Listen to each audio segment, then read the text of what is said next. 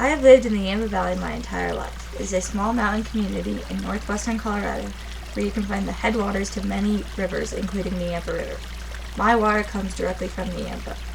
The cycle water goes through is very intensive and complex. The Yampa starts as a small ground spring supplied by underground reservoirs. Snowmelt and rainfall also help supply the Yampa year-round.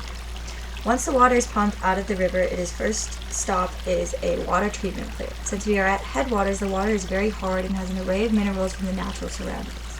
At the plant, they treat the water using filtration systems and some chemical treatments to remove or add minerals and other substances to prepare the water for human consumption. It is then sent on its way to the taps. After it has been used, it is put into sewage which arrives at the water waste plant where it undergoes more treatment to prepare its return for the river. The water undergoes more filtration and chemical treatments, removing any toxins and waste.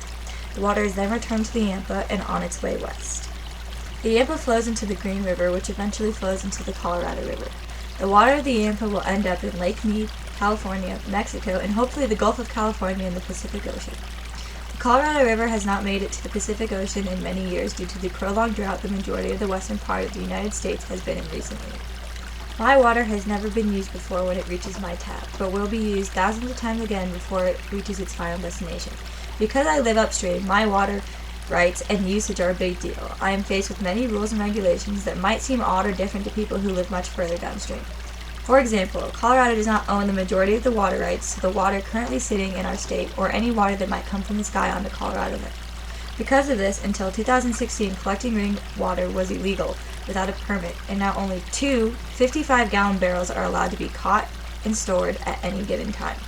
Taking water out of rivers and streams in large quantities is illegal, and moving or changing the flow of water is illegal without a permit. During droughts and extreme cases, irrigation pumps at ranches and farms at times are required to stop pulling water from the river based on when they obtained rights in comparison to others. These rules and regulations are normal to me because they have been around my entire life. The water we have in use has a long journey beyond us, and we will have to be respectful of the people downstream that also use our water. Part of my connection to water is due to the fact that I live so far upstream. Our water is generally clear, bountiful, and provides endless recreation. I have the opportunity to enjoy rivers, streams, and high mountain lakes. In these bodies of water, we get to experience whitewater rafting, river tubing, water skiing, swimming, fishing, paddleboarding, canoeing, kayaking, boating, and so much more. The beauty present here is unlike anything else in the world. The words breathtaking, unbelievable, and outstanding don't do it justice.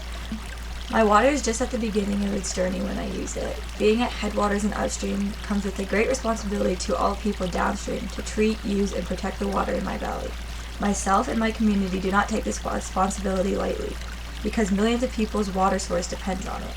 I will continue to be conscious of my connections to water and those downstream for the rest of my life.